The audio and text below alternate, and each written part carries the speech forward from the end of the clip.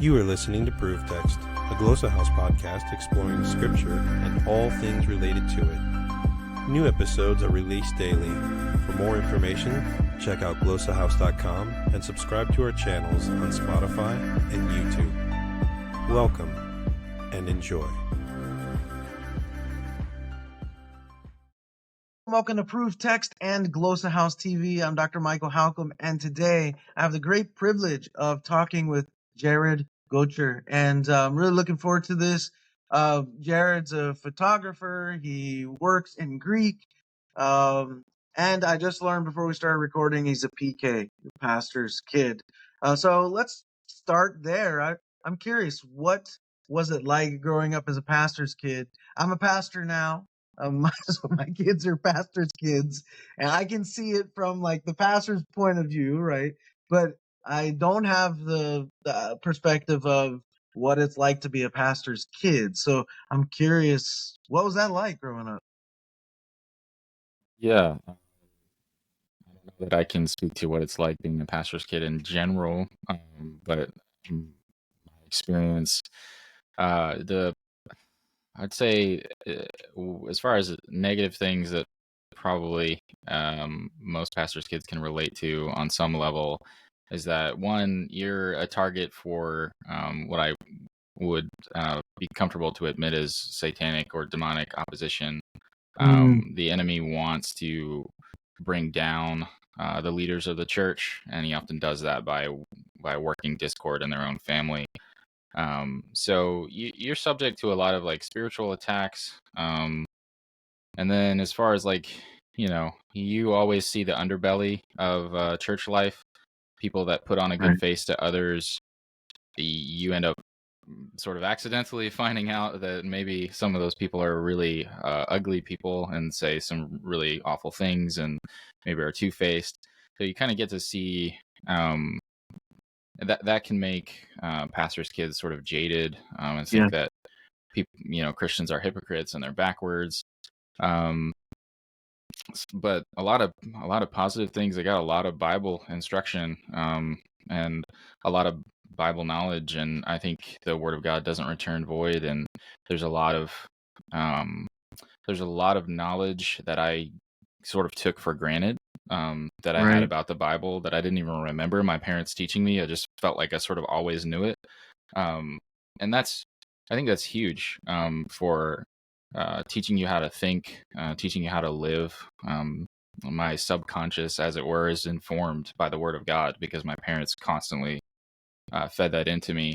And even though we got to see, again, what I call the underbelly of the church, I also got to see parents who like were not perfect but genuinely loved Jesus and loved people. Which I think children of any believing parents can get that. That's not unique to having parents in ministry. But, I got to watch them walk through some really hard things. When our family was attacked, they were chiefly the ones attacked. My dad in particular was the senior pastor. The church structures that I grew up in, I'm in a different church structure now, but the church structures I grew up in were basically like there's the head pastor and he might have an assistant pastor and there might be a youth pastor, but the senior pastor is kind of the guy, the pastor. And so, yeah, he was subject to a lot of unfair criticisms and gossip and slander, and getting to see him handle that and respond with humility and grace, and seeing him continue to love people and continue to put himself out there and to be hurt again, and to do the work of the ministry when it's hard and when it's joyful.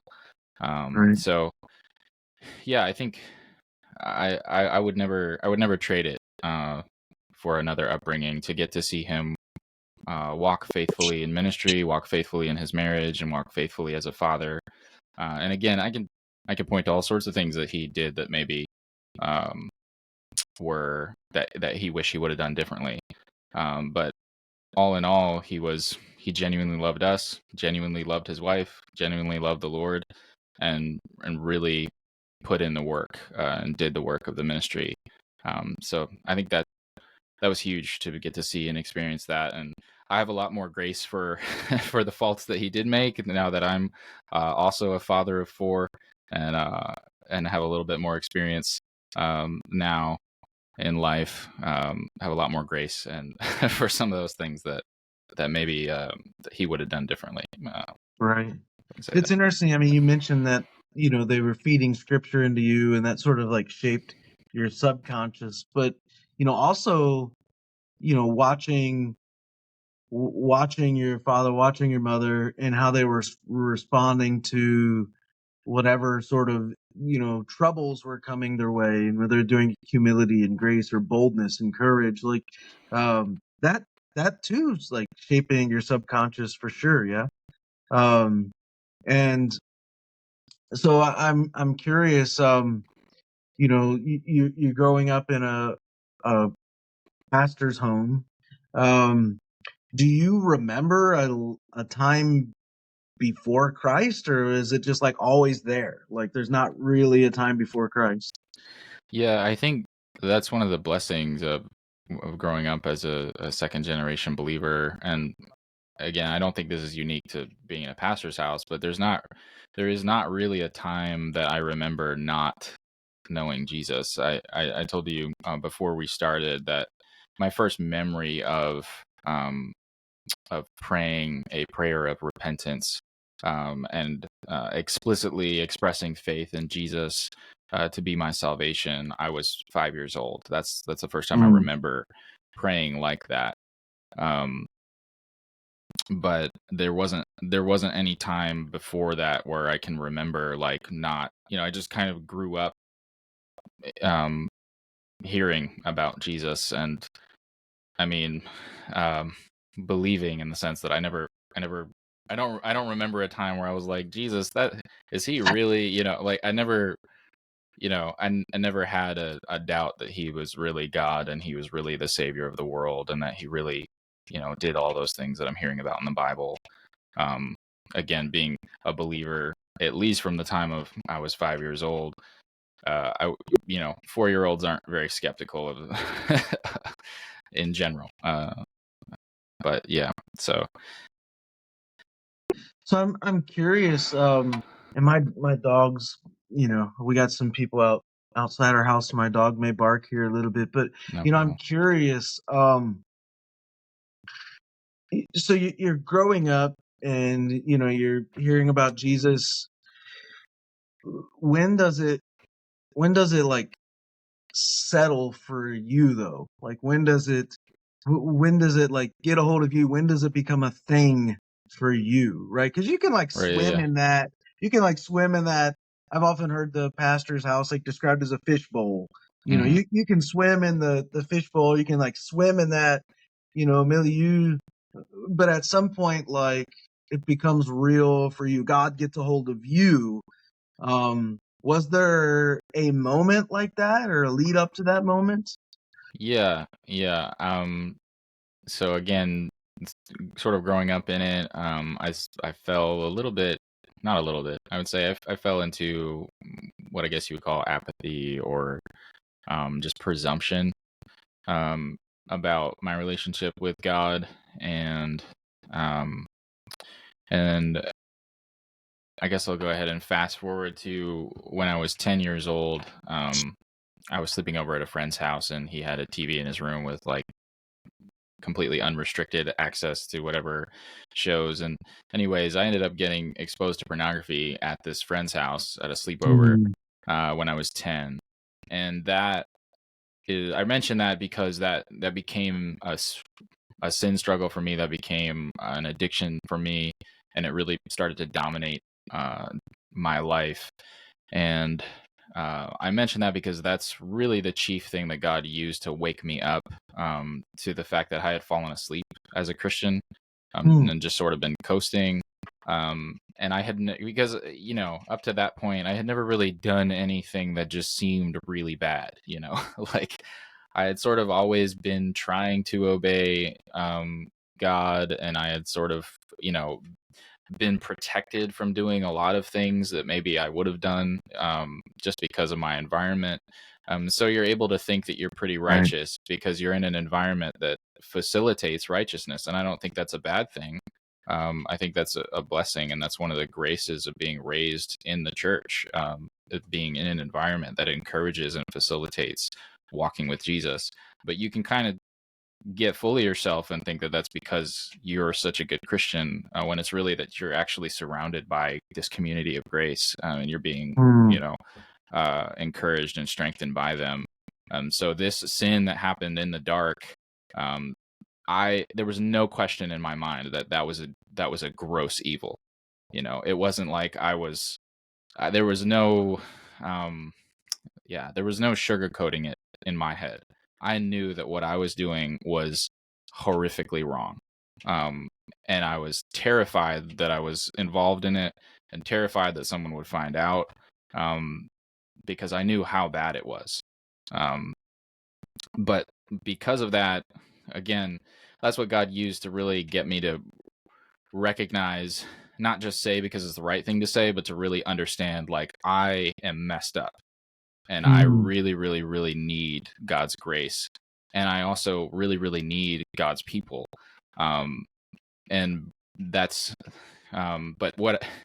anyways, I struggled with that sin for 5 years. I was actively trying to fight it, but I was trying to fight it with the flesh. I was fighting flesh with flesh. I tried to distract myself by, playing a bunch of video games, I was really involved in skate parks, and so were it your was parents aware at all? No, not during that time. Yeah, so that's you can't. I said before, you can't fight darkness in the dark. You have to bring it to the light, and the scripture says as much. And I knew better. I just really, really did not want to humble myself. I was like, I was willing to admit it when I finished defeating it. That was in my head. That's when I was gonna bring it up. Is when now this is no longer an issue for me. So Right. I'm gonna kill this sin first. I'm gonna stop doing this, and then I'll tell my parents maybe that hey, I messed up, but don't worry about it because I'm good now. That in my head, that was the story I kept telling myself, is that I'm gonna overcome this. I'm gonna stop doing this. That's the last time that's gonna happen. And once I'm sure that I'm over this, then I'll admit, I'll give the victory story. I won't tell people that I'm struggling. And so obviously that's not going to work. That doesn't work for anyone. And we could think through several scripture reference, confess your faults one to another. I obviously wasn't doing that. And anyways, my older brother actually was the one that came and talked to me, and he didn't catch me watching pornography or doing anything of that sort. He just saw the direction that my life was taking, and sort of picked up on from his own experience, because he had gone through the same thing. And he was watching me struggle and watching the way that I talked and the things that I valued and sort of what I was pursuing with my time and energy. And he took me aside and was like, Jared, I know what you're going through. I know, like, I see the way you're living, the things that you're valuing, the way that you're talking. You've got to stop. You've got to get help. You can't keep trying to fight this on your own, because it's not going to work. And I went down this path, and I'm not gonna sit by and watch you destroy yourself and not say anything about it. And the Lord used that to really honestly, to bring healing, almost immediately, to my soul. I broke down crying almost as soon as he started confronting me. And I was so happy that he knew what I was doing. Relieved. I was so relieved to find out that he knows that I'm sinning like this, and he loves me, and he just wants me to change, and he wants me to heal. He wants me to obey Jesus, and stop, walking in darkness, to come back out into the light. And so, yeah, I mean, that's the invitation that Christ extends to all of us sinners. And so I was receiving that invitation anew, afresh, through my brother. And as soon as we got done talking, we prayed together, wept together. I talked to my parents about it. They started putting boundaries in place to help keep me accountable. So I became accountable to my father.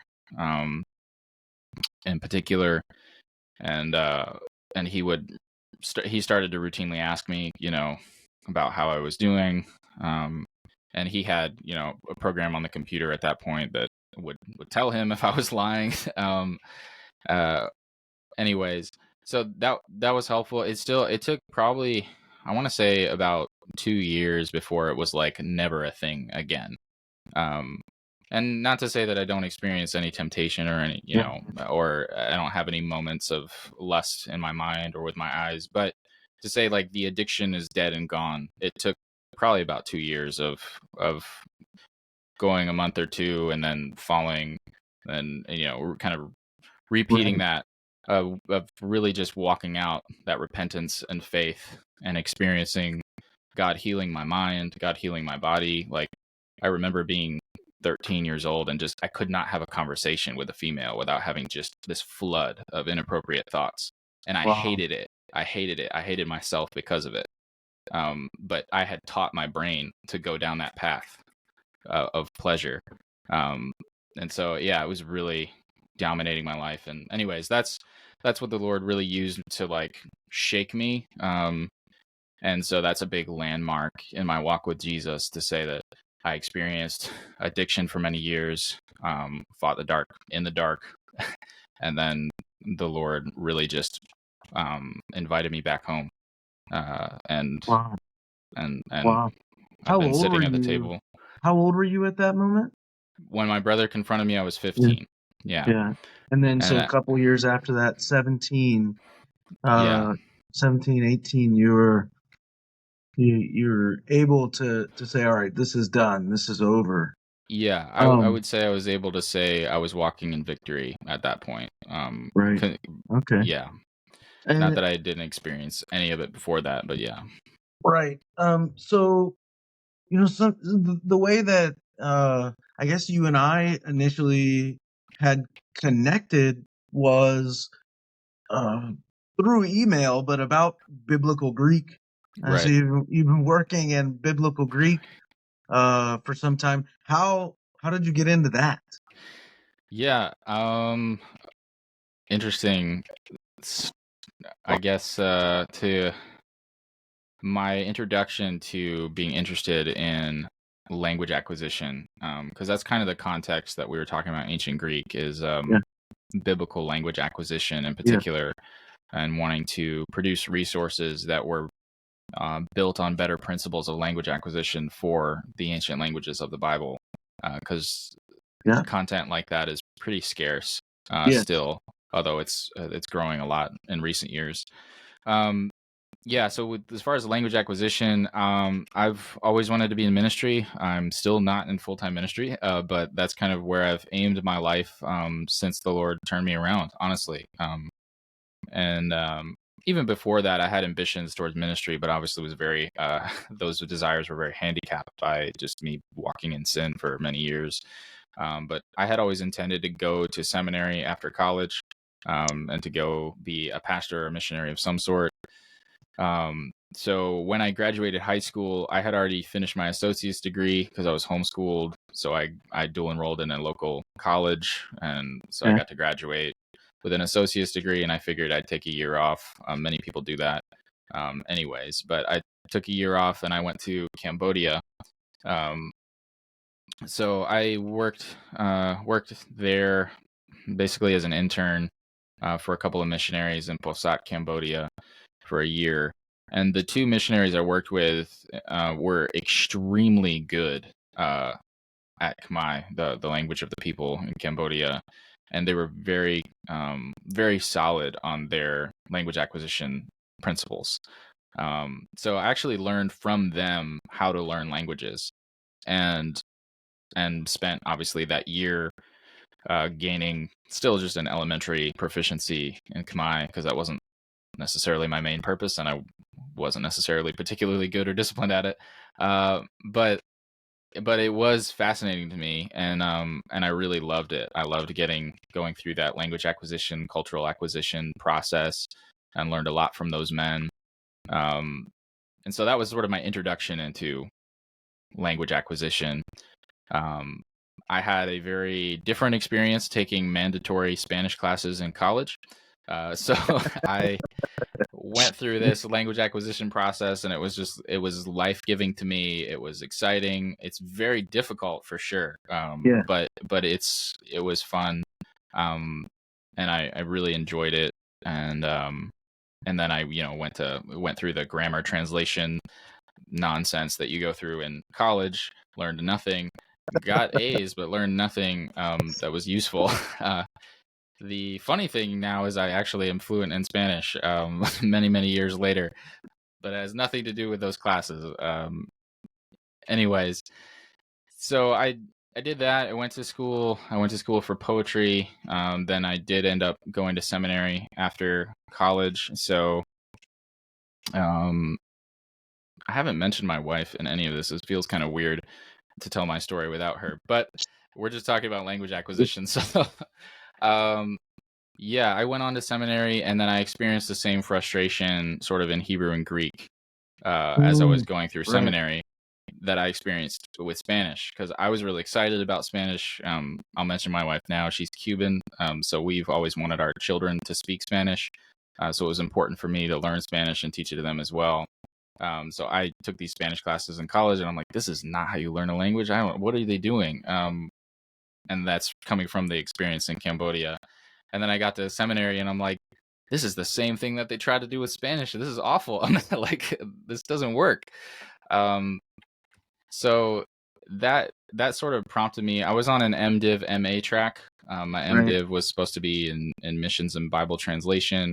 And then I would graduate also with an MA in applied linguistics. That was the Bible translation part. Awesome. So I ended up not finishing the MDiv. That was with Southern Seminary. But I did finish the Master of Arts in Applied Linguistics. That was through Dallas International University. So yeah, that's my sort of educational path, and what prompted me to want to produce resources for biblical language acquisition was sort of experiencing that frustration in seminary of going, and then going to school for linguistics, where, they teach on language acquisition theory, and they're expecting you, if you're going to be a Bible translator, to perhaps go learn a language that there aren't any second language speakers. So what do you do? And you have to produce those resources sort of for yourself. So yeah, all of those sort of rolled up into me wanting to be involved in creating resources for biblical language acquisition. I got connected actually to the Bible Project, to John Collins of the Bible Project. And we went back and forth for about a year on ideas about rolling out potentially with like some Bible Project related series that was actually biblical language acquisition focused, because the Bible Project in general is more about like the literary structure of the Bible, that's kind of and like the historical background and things like that. And they do a good job of making that accessible to regular people. And so they were one of the first people I thought of like, they could make something like that accessible to. Anyway, so we went back and forth for about a year. It ended up getting shot down, I think, by the board of directors. Just not the time for it for them. But anyways, still in touch with him here and there. And then I got connected with Andrew Case of Olive with Beth. I got connected. Well, I talked a little bit with you guys at Glossa House about what I was doing. And right now I'm working on a series of fairy tales in ancient Greek, and I'm just working on them as much as I can with right now Seamus McDonald of the Petrologist is his website. But he's helping me with the editing process. And there's a couple others that I've met along the way that will help me out with that. But yeah, that's based on the fairy tales idea is based on there's a linguist and language teacher named Beniko Mason. She's Japanese, and she has this whole it's called the Story Listening Project. So you can read about it on her website, but essentially she takes first year learners through a series of 100 fairy tales in the target language, and she uses that as like to teach foundational fluency in the language. So she tells the story, she draws on the board. Again, you can watch videos of her doing this in real time with classes. But I thought that would be an interesting approach for the ancient languages because it doesn't exist yet, and it would allow people to teach the ancient languages in an immersive method, even if they don't have the level of proficiency required for like a conversational method. So schools like Polis or the Ancient Languages Institute, well, the Ancient Languages Institute is a bit different. They go through Athenaze, I think. But the ones that are more like communicative style approach are really cool. It's just hard to find a teacher that's that proficient that can sort of, speak ancient Greek or Hebrew off the top of their head. So if you had stories that somebody could read beforehand and just be able to tell one story at a time, it would make it a bit easier to actually have that class taught all over the place. So that's what I'm working on, and again, as much as I can, but life. Yeah, interesting.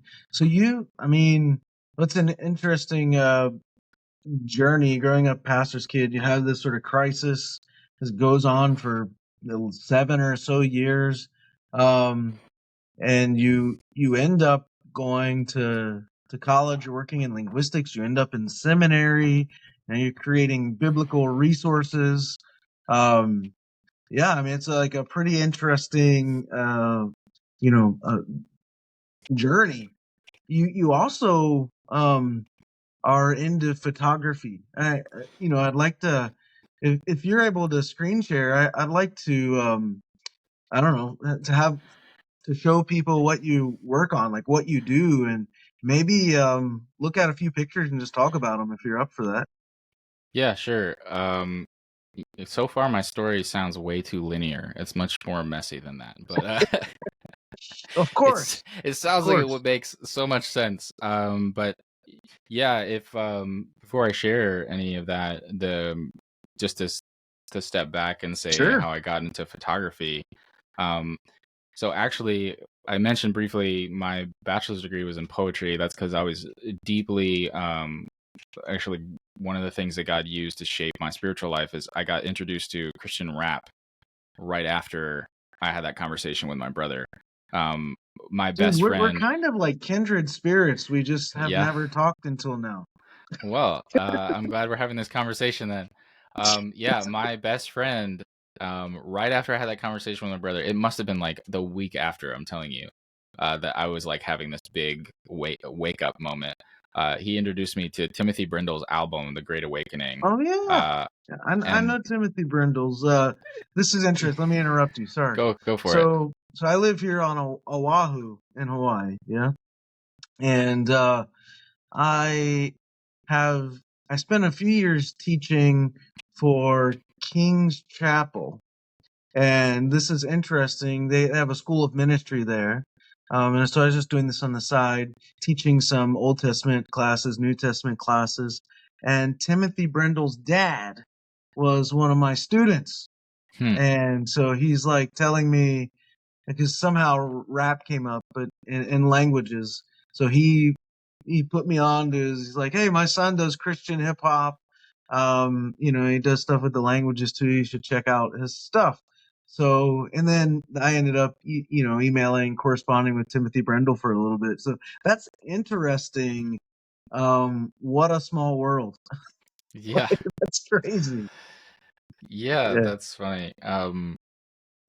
Anyways, I interrupted you. Yeah, no, that's great. That's great. I got, like I was saying, I got introduced to Christian rap through The Great Awakening by Timothy Brindle, and then I kind of went on to, listen to all, you can name all of the big name and the small name Christian rappers from Lecrae to Propaganda, Shylin. Did you ever get into KJ5 too? Yeah. I've chatted up with him a couple of times because he's a Florida local. All right. So he's come over to Tampa a few times. Great freestyle artist and just a funny dude. Honestly, love that guy. But awesome. Yeah. So that was a big part of my motivation for going to school for poetry. Actually, was that I was just huge into hip hop, and I would rap. Never was a big name rapper, obviously. But I went to school for poetry when I in 2017. This is relevant to photography, I promise. And so It's all good. in 2017, the Poets in Autumn tour was going on. Jackie Hill Perry, Preston Perry, Ezekiel. His handle is Words by Ezekiel. I don't actually know what his last name is, but um, anyways, Genetics, several other spoken word artists were coming through. But I opened the show for them in Tampa. So I was the opening performer. I had a spoken word piece that they liked, and they wanted me to do it for their show here. So I did that, and at the time I was in. I just had a camera that a friend let me borrow, and I asked them if I could take pictures after the show. You know, he had let me borrow it and taught me the exposure triangle, so I knew how to work the camera. And I've been a visual artist most of my life, so you know, I took fine art classes in painting and design and several other things in college, even though wasn't my major. And I've been drawing ever since I can remember. So it wasn't like photography was just out of nowhere for me as a visual art. But anyways, I asked them if I could take pictures after I got off of stage, and they were like, "Yeah, we don't have a tour photographer. That'd be great." So I did that, and they really liked the photos. I posted them to my Instagram. A couple of tour managers saw them and reposted them. I ended up photographing shows for Andy Mineo, KB, an Orlando artist named Benja, several other shows in Fort Lauderdale and Jacksonville. And anyway, so that photographing that show that I was actually a part of led to me photographing many other shows, and that, you know, people in my circle started seeing my concert photography, and they started asking me to do, you know, family photography. Not long after that, I shot my first wedding. So that kind of snowballed into me doing photography. And for a long time, for the first couple of years, I should say, I was doing it to try and help my friend get his business off the ground, because he actually went to school for photography. So I was thinking, you know, rap is my thing, photography is your thing, but people are seeing my stuff. And so like I was bringing him along with me to whatever shoots that I had, and we were co-advertising as a photography team. So that for the first like 3 years, I was in denial that I was a photographer. I was like, I'm doing this for you, man. Yeah, so in 2018, I performed at Flavor Fest in Tampa. It's like a big hip hop festival in Tampa. And right after that, to make not to extend the story too much, my health had started to decline, like after I came back from Cambodia, actually. And it really took a turn down in 2018. It started to get so bad that I would collapse for weeks at a time. Again? So we didn't know at the time. I was diagnosed with Addison's disease in December of 2018. So it's an autoimmune disease that attacks your adrenal system. But for the first basically year and a half, almost 2 years of my marriage, I was continuing to decline, losing weight. I'm 5'10". I weighed like 128 pounds. Because I had inflammation just everywhere running rampant in my gut and all of that. And anyways, I would have these episodes where I would collapse for a week, 2 weeks, and I would be in bed for 20 hours a day, just basically getting up to go to the bathroom. And we didn't know what was wrong with me, didn't have a diagnosis. So that's kind of the context in which I performed at Flavor Fest. So I was like, I had, you know, at least enough energy to get on stage, and it was probably one of my worst performances. Actually, it wasn't great, but I did that, and then my health just got so bad that I sort of put that aside, and then I got diagnosed and started treatment actually 3 days before our first child was born. So that was a big was a big answer to prayer because, you know, my wife was sort of preparing herself to be a widow, maybe because we didn't know what was happening. Wow. I kept, I kept collapsing. Um, and she's like, I'm about to have my first child and be a widow. Great. So Wow. she was praying fervently that we would find a diagnosis and have treatment before our first child was born. And actually, I remember the last entry in my prayer journal. I still pull it out and read it sometimes because it blows my mind. Um, I I wrote in there, it was a very emotional prayer of like, I'm so tired of seeing doctors. I'm so tired of like having all these tests and they can't figure out what's wrong. And it was essentially like, God, if you're gonna kill me, just kill me. Like, I'm tired of this. You know, if you're gonna take my life, just take my life. I want to be done with this. I'm so tired. And I'm tired of feeling so awful and not knowing why. So that was the last thing I put in my prayer journal before I got a call from my doctor to tell me that I had a diagnosis and I had a prescription to pick up. And what's even funnier about that prayer is that I had actually already been diagnosed when I was writing that. I had the test done on my adrenal system, and the doctor had Wow. diagnosed me and ordered a prescription, but his office staff forgot to call me. And so it had been like 2 weeks since that test, and I hadn't gotten a call. My primary care doctor saw that I had the diagnosis, and she's the one that had been like managing my care, trying to figure out what was wrong with me. She saw that the specialist had diagnosed me and that he had ordered a script, but I hadn't filled the script. And Wow. she personally called me and was like, Jared, like, what are you doing? What are you doing? You've diagnosed and you have a script. You need to go get this medication right now. I was like, oh. So yeah, that was the last thing I put in my prayer journal. I didn't know that I was already Amazing. diagnosed. And then I got a call from my doctor like maybe a day or two later, that I had this prescription to go get filled. And so I got my prescription filled and started medication 3 days before our son was born. And when I tell you, it was like I felt like a completely different person. Like, just Wow. within about an hour of taking the because I have to take steroids basically to produce what my body doesn't. But essentially within a couple hours of taking that medication, like, mental fog gone, the pain all over my body gone, inflammation in my gut that made me feel nauseous gone. I actually had some level of like functional energy. It was just like night and day. So Wow. yeah, that was a huge answer to prayer. But yeah, going through that health crisis, and then I started seminary. I had actually started seminary already. I was in my second semester of seminary when all of that sort of unfolded. And then my wife was also in school, and then we had our firstborn. Yeah. Anyway, so we both went through grad school, and we just had our fourth child 3 weeks ago. Wow. So Congrats. all of that sort of brought any musical pursuits to a screeching halt, just because we had so much other things going on.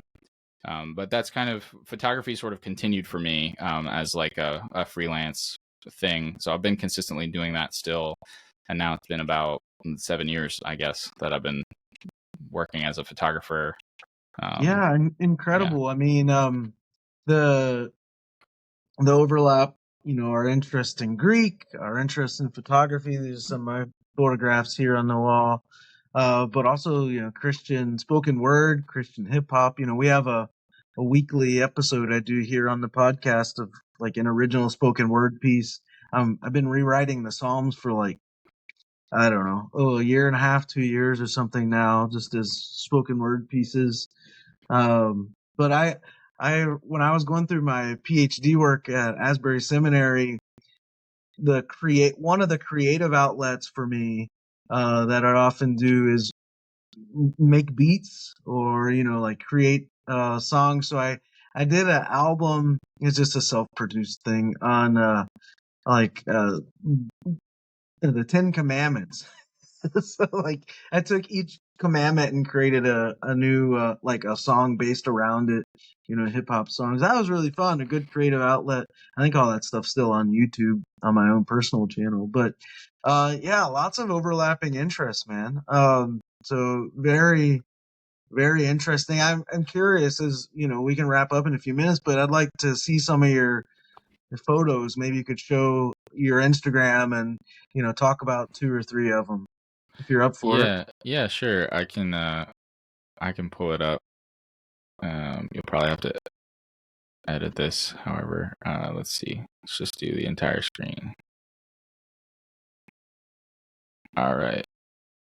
Are you seeing my Instagram? Yeah, there you go. Should be now. Yeah. So that's it. I've mostly posted photography, even though Instagram is not really a photography platform anymore. I got to start posting reels if I want to be one of the cool Right. kids. But yeah, you can see most of my work is what I call documentary or portraits. So most of it's documentary. That's family documentary. If you scroll for long enough, you can see there's a sort of your more typical portraits. I was just at the film lab and I had a couple shots left in the roll, so I took some portraits of this guy. His name is actually also Jared, but yeah, so family documentary stuff like this is kind of my my mainstay. Before we hit record here, you had a description. We were talking a little bit about your style here. I thought that was pretty intriguing. So what I call it, what I tell people about my style is that it's barefoot fine art. So I say that because I say fine art because I'm a classically trained artist. So you can see that, this photo, if you're looking at it, you can see that there's a great deal of attention to the symmetry in the photo. There's a certain balance in it, but so symmetry in terms of like color theory and then light and shadow and then also like lines and shapes within the image. Those are all things that I pay attention to. Again, just being a classically trained artist, and I enjoy both classical art and impressionism. So, but I say barefoot because this photo, if you're looking at it, is not really fine art, and neither is this, or especially this one with the sort of tilted horizon there. So I say barefoot because I'm more, as a photographer, I'm more interested in the moment and a genuine expression. Because that's what makes photography unique.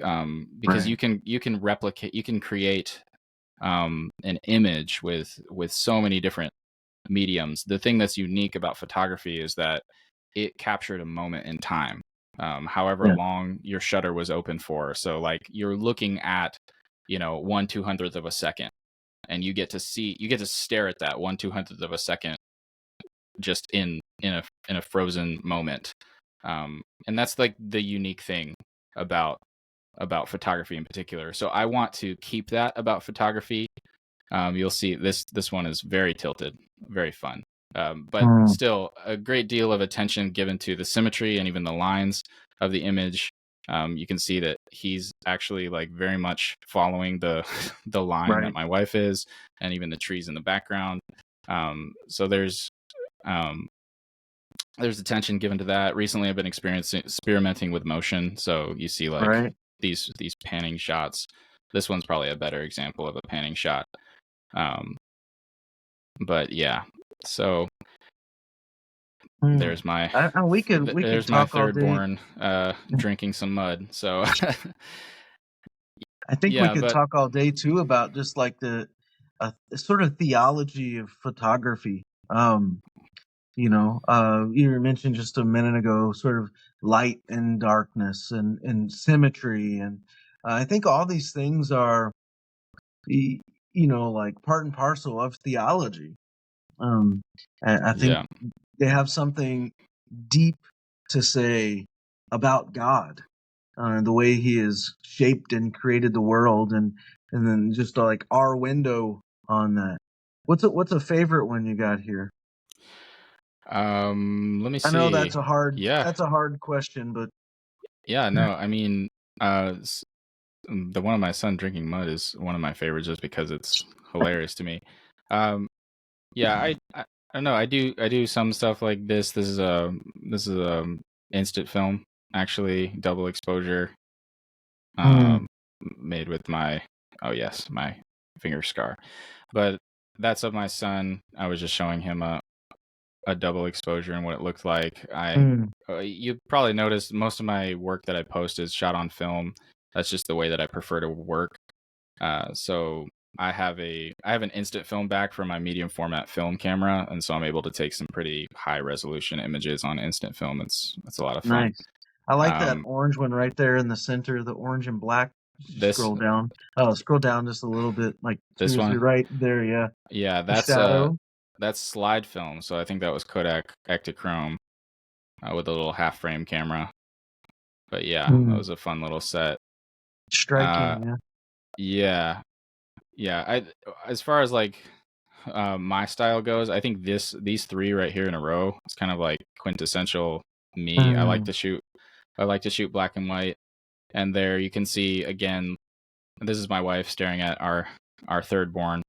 But you can see what I mean by there's an attention given to the way that the window into our kitchen is framing her, and Yeah. then his head is also helping to frame her in the shot. But then it's not about the composition; it's about the moment. But you can tell by the Yeah. composition that I have some fine art in my eye there. The composition is actually helping frame, not literally and like metaphorically frame the moment, like it's underscoring the moment. And Right. yeah.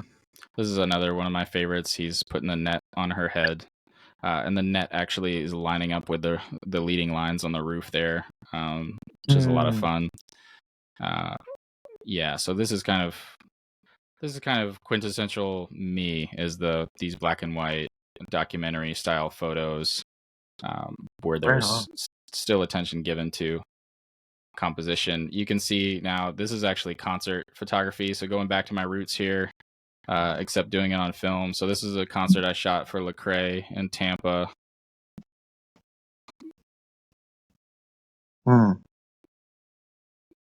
I think I was shooting Cinestill. So this is actually motion picture film that they've converted to be shot on a stills camera. But you can see like a similar approach even with these pictures.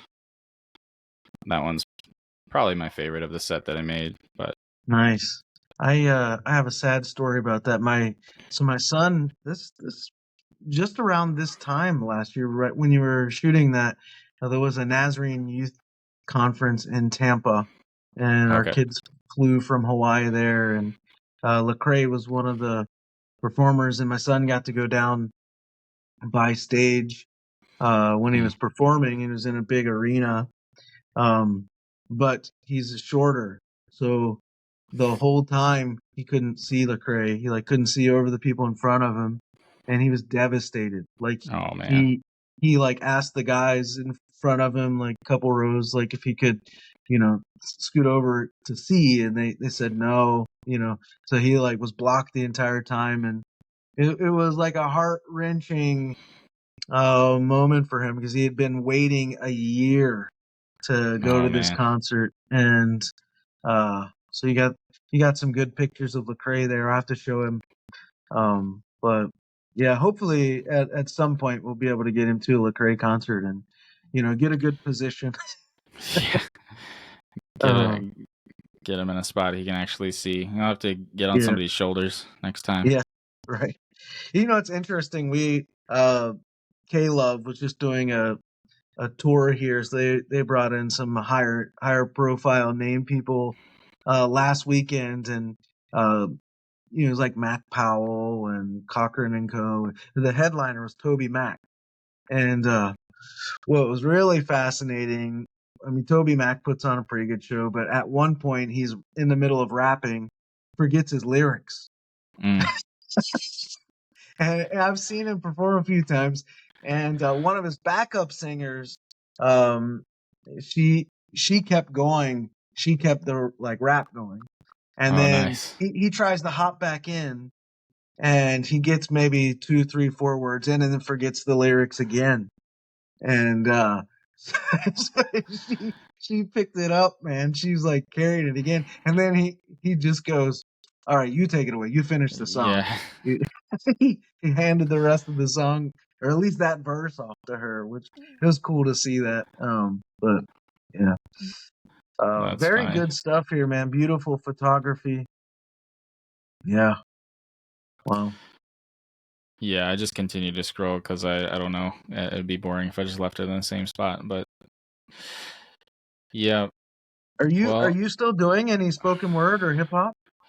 so I still write. I still write all the time. I haven't performed in a minute. You want me to stop sharing at this point? That's fine. Yeah, you can. Okay. That's cool. Yeah. Um, Um, do you have stuff online that people can go listen to or watch?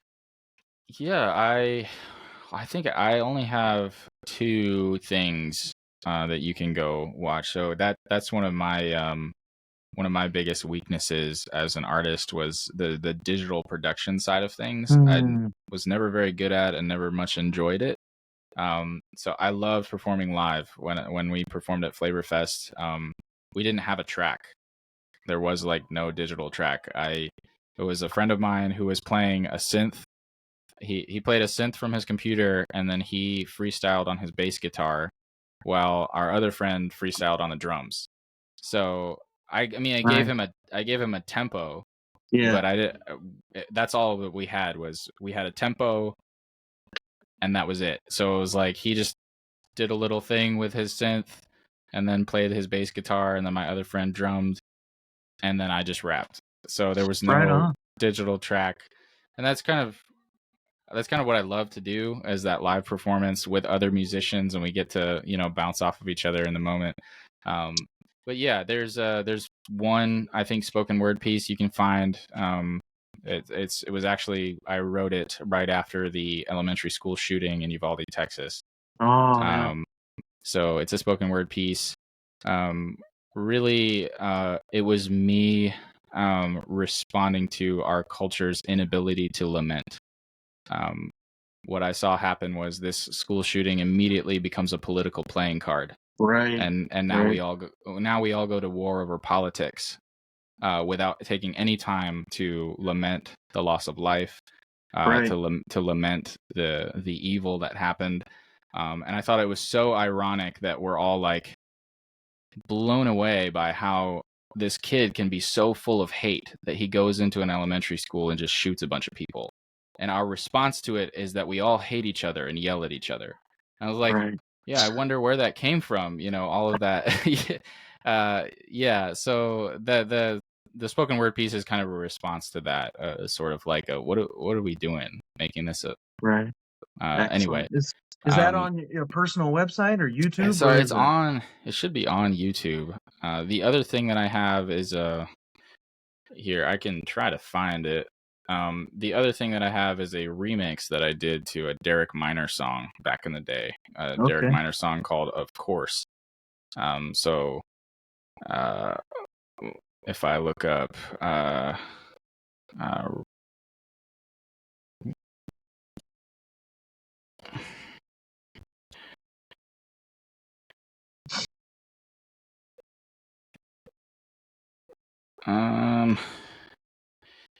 um, maybe I could just send you the link rather Yeah, than we us can trying put to it in find it the. live. You can Yeah. just put it in the show notes or whatever, Yeah. Absolutely. and that way we don't waste anybody's time looking up a, a That's all video. right. Yeah. But yeah, those are the only things I have available online. I've been for a while I've been praying about, like, if the Lord would send me some sort of mentor in hip hop, because again, when it comes to the digital production side of it, which is probably like 75% of what you have to do, I'm pretty lost and not really in the position of life to Yeah. DIY it. So Mm, if I'm gonna pick that up again or go anywhere with that, I would need help. But right now, I don't have that help, so I yeah. haven't done much with it in a couple years. Right on. Man, well, we should talk more. I'm interested and intrigued by this, but um, so yeah, for y'all who are watching or listening, check out Jared's Instagram, Jared at Jared Gocher. That's right. Yeah. Yeah, Um, and then we'll try to put some other links in the show notes or description if we get them. And Jared, man, thanks for carving out some time to talk today. I appreciate it. And I know we got a little bit of late start, so yeah, no grateful for problem. the grace there. But Yeah, really good to meet you and talk to you in person. And, blessings to you and your family, your photography, your various things you got going on. And for those of you out there watching or listening, if after you check out, the Instagram or the other links, head over to glossahouse.com. Check out the great resources that we're producing there. We now have an entire curriculum that can span K through 12 or K through college, which is pretty amazing. We've been building that over the course of 12 years at this point. So, yeah, check out all the good stuff. We always have good work coming down the pipeline and working with some great people. And check out the Proof Text podcast, the audio form of this, and Glossa House TV channel on YouTube. But yeah, man, Jared, thanks so much. And thanks everybody for watching, listening, supporting us. We're going to stop there and say, we hope that helps. Interested in growing your ancient language skills but not sure where to start? Glossa House can help. From illustrated readers and short stories to lexicons and grammars, Glossa House offers a variety of resources for beginning, intermediate, and experienced ancient language learners. Head to glossahouse.com today. Glossa House, language resources for the global community.